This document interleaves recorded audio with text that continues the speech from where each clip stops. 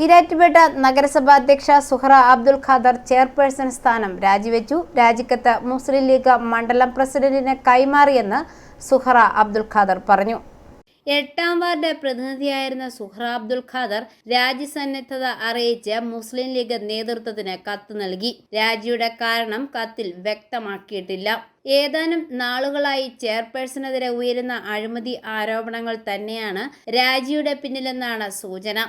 26ാം വാർഡിലെ കുടിവെള്ള പദ്ധതിയുടെ പേരിൽ ഉയർന്ന സാമ്പത്തിക അഴിമതി ആരോപണം ഘടകകക്ഷികളിൽ ചിലർ ചോദ്യം ചെയ്യുകയും മുസ്ലിം ലീഗ് നേതൃത്വത്തെ ധരിപ്പിക്കുകയും ചെയ്തിരുന്നു. വെൽഫെയർ പാർട്ടിയാണ് സുഹറയ്ക്കെതിരെ മുസ്ലിം ലീഗിനെ സമീപിച്ചതെന്നാണ് സൂചന. ചെയർപേഴ്സണെതിരെ തുടർച്ചയായി ഉണ്ടാകുന്ന അഴിമതി ആരോപണങ്ങൾ പ്രതിച്ഛായയെ ബാധിക്കുമെന്നും ഇതേ രീതി തുടർന്നാൽ പിന്തുണ പിൻവലിക്കുമെന്ന് വെൽഫെയർ പാർട്ടി മുന്നറിയിപ്പ് നൽകിയിരുന്നതായും സൂചനയുണ്ട്. ഇതേ തുടർന്നാണ് ലീഗ് നേതൃത്വം ഇടപെടുകയും ചെയ്തതോടെ രാജിയെന്നാണ് വിവരം. തനിക്കെതിരെ ഉയരുന്ന ആരോപണങ്ങളെ നേരിടുന്നതിന് പാർട്ടിയിൽ നിന്നും മതിയായ പിന്തുണ ലഭിക്കുന്നില്ലെന്ന പരാതിയും സുഹറയ്ക്കുണ്ട്.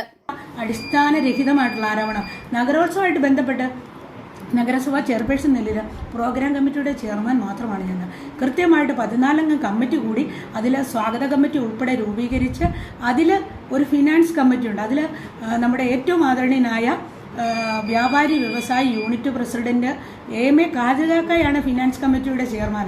എൻ്റെ സെക്രട്ടറി സുനിൽകുമാർ കൗൺസിലറും.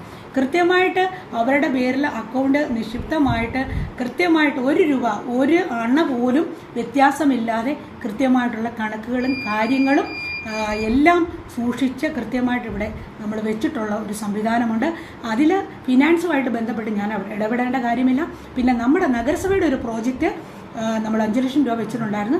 അതുമായിട്ട് ബന്ധപ്പെട്ട് കുടുംബശ്രീയുടെ ഒരു തീരുമാനം കൂടെ നമുക്കതിൽ വേണമായിരുന്നു എന്നുള്ളത് യാഥാർത്ഥ്യമാണ്. അപ്പോൾ അത് ഫെബ്രുവരിയിൽ നടന്ന കാര്യം ഇപ്പോൾ നമ്മൾ ഏപ്രിലാണ് ഇവരെ മാറ്റുന്നത്. അതും ഇതുമായിട്ട് എന്താണ് ബന്ധമുള്ളത്? അപ്പം തീർത്തും അടിസ്ഥാനരഹിതമായ ആരോപണങ്ങൾ CDS ചെയർപേഴ്സൺ ഷിജി ആരിഫ് ഉന്നയിച്ചു. അതിൽ വേറെ ഒരു വസ്തുതയും കൂടെ ഉണ്ട്. അപ്പം ഈ നഗരോത്സവമായിട്ട് ബന്ധപ്പെട്ട് CDS ചെയർപേഴ്സന്റെ പേര് അനൗൺസ് ചെയ്തില്ല. ഷിജി ആരിഫ് പങ്കെടുക്കുന്നു എന്ന് ഞങ്ങൾ അനൗൺസ്മെന്റ് നടത്തിയില്ല. സ്റ്റേജിലേക്ക് അവരെ ക്ഷണിച്ചില്ല. നഗരോത്സവം എന്താണ്? ജനങ്ങളുടേതാണ് നഗരോത്സവം. ആ നഗരോത്സവത്തിൽ മുനിസിപ്പൽ ചെയർപേഴ്സണ് പോലും അവിടെ സ്റ്റേജിലേക്ക് അങ്ങനെ അനാവശ്യമായി കയറേണ്ട ആവശ്യമില്ല. ഓരോ ദിവസവും ഓരോ പ്രോഗ്രാം ഓരോരുത്തരാണ് സ്പോൺസർ ചെയ്യുന്നത്. അവർക്കാണ് ഈ ഒരു പ്രോഗ്രാം നമ്മൾ നൽകുന്നത്. അത് അവരാണ് പങ്കെടുക്കുന്നത്. എന്നിരുന്നാൽ പോലും വനിതകളുടെ ഒരു പ്രോഗ്രാം നമ്മൾ വനിതാ സംഗമം നടത്തി.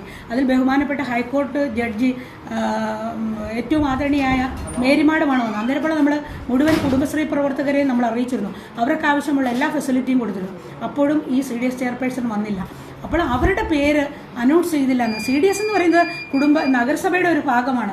നഗരസഭയുടെ 28 കൗൺസിലർമാരെ പോലും എനിക്ക് സ്റ്റേജിലിരുത്താൻ സാധിക്കാത്ത ഒരു സാഹചര്യത്തിൽ CDS ചെയർപേഴ്സണെ എങ്ങനെയാണ് നമ്മളവിടെ അവർക്കൊരു വേദി കൊടുക്കുക? എന്നിട്ടും അവർക്കൊരു വേദി കൊടുക്കാൻ നമ്മൾ സജ്ജമായി. അപ്പോൾ ഇങ്ങനെയുള്ള ഒരു അല്പത്തരത്തിൻ്റെ അഹങ്കാരമാണ് ഇതെന്ന് എനിക്ക് പറയുവാനുള്ളൂ. അപ്പോൾ അടിസ്ഥാനരഹിതമായിട്ടുള്ള ഈ ആരോപണം CDS ചെയർപേഴ്സൺ പിൻവലിക്കണം എന്ന് തന്നെയാണ് നഗരസഭാ ചെയർപേഴ്സൺ നിലയിൽ ഞാൻ പറയുന്നത്. കത്ത് പാർട്ടി നേതൃത്വത്തെ ഏൽപ്പിച്ചതോടെ ലീഗ് വെൽഫെയർ പാർട്ടി ചർച്ച നടത്തി. UDF യോഗം ചേരുമെന്നാണ് വിവരം. സുഹറ അബ്ദുൽ ഖാദറിന്റെ രാജിക്കാര്യത്തിൽ പാർട്ടി അന്തിമ തീരുമാനമെടുത്തിട്ടില്ല. പാർട്ടി തീരുമാനത്തിന് ശേഷമേ ഔദ്യോഗിക രാജിക്കത്ത് നൽകുമെന്നുള്ളതാണ് വിവരം.